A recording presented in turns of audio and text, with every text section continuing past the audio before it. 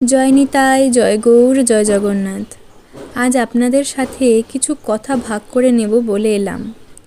জানি ভিডিওগুলো হয়তো কন্টিনিউটি অনেকটাই কমে গেছে, কিন্তু এখন যেহেতু আমার গুরুদেব এসে আছেন, তাই জন্য বেশিরভাগ সময়ে গুরুদেবের সাথেই ভাগবতীয় আলোচনা, শাস্ত্রীয় আলোচনা এবং কৃষ্ণকথা হরিকথায় অতিবাহিত হচ্ছে।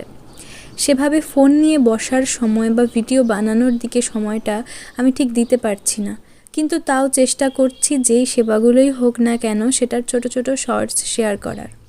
আর আজ আমার ঠাকুরদের অর্চন সেবা করাতে করাতে আপনাদের সাথে কিছু কথা ভাগ করি।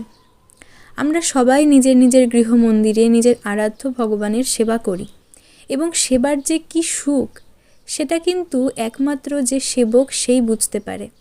সেবা সাধারণত মনমানিভাবে হয় না, নিজের নিজের গুরু পরম্পরার ধারায় এবং শ্রী গুরুদেবের আজ্ঞায় তার দেখিয়ে দেওয়া পথেই কিন্তু ভগবানের বা যুগলের সেবা হয়। কিন্তু যখন সোশ্যাল মিডিয়াতে এরকম কিছু ভিডিও চোখে আসে যেখানে মনমানিভাবে যা খুশি তাই করা হচ্ছে, তখন কিন্তু খুব কষ্ট হয়। কিছু কিছু ভিডিওতে দেখলাম যুগলের শৃঙ্গার করানোর সময় রাধারানীকে, গোবিন্দকে, কি বলবো, বলতেও খারাপ লাগে, বিবস্ত্র অবস্থায় ক্যামেরার সামনে এনে শৃঙ্গার করানো হচ্ছে। তাদের ক্যামেরার সামনে দাঁড় করিয়ে পোশাক পরানো হচ্ছে, সাজানো হচ্ছে। ক্যামেরার সামনে তাদের স্নান করানো হচ্ছে, অভিষেক হচ্ছে। আচ্ছা, এভাবে ক্যামেরার সামনে গোপালের স্নান শৃঙ্গার তাও মানা যায়, কিন্তু যুগলকে, এমনকি রাধারানীকে ক্যামেরার সামনে এভাবে এনে স্নান করানো, পোশাক পাল্টানো, এগুলো কিন্তু সেবা তো হচ্ছেই না, বরং তারা অপরাধের ভাগী হচ্ছেন। এখন আপনারা অনেকেই বলবেন, যারা করছে করুক, আমাদের কি? কিন্তু যেহেতু আমরা সকলেই সনাতনী, এবং যখন আমাদেরই পরিবারের কোনো ভাই বোন ভুল করে বা কোনো ত্রুটি তাদের দ্বারা হয়, তখন সেটা দেখিয়ে দেওয়া বা সেটা ঠিক করে দেওয়ার দায়িত্ব কিন্তু আমাদেরই। আমরা যদি এই চিন্তা রাখি যে তাদের অপরাধ হচ্ছে, আমাদের কিছু নয়, তাহলে কিন্তু আমরা নিজেরাই নিজের সনাতন ধর্মটাকে পিছিয়ে দেব। সেবার ক্ষেত্রে কিছু মর্যাদা আছে, কিছু নিয়ম পালন করতে হয়। যেমন ধরুন, সমস্ত সেবা প্রদর্শনীয় নয়, আবার কিছু কিছু সেবা আছে যেগুলো আমরা ক্যামেরার মাধ্যমে বা সকলের সামনে জনসমক্ষে প্রকাশিত করতে পারি।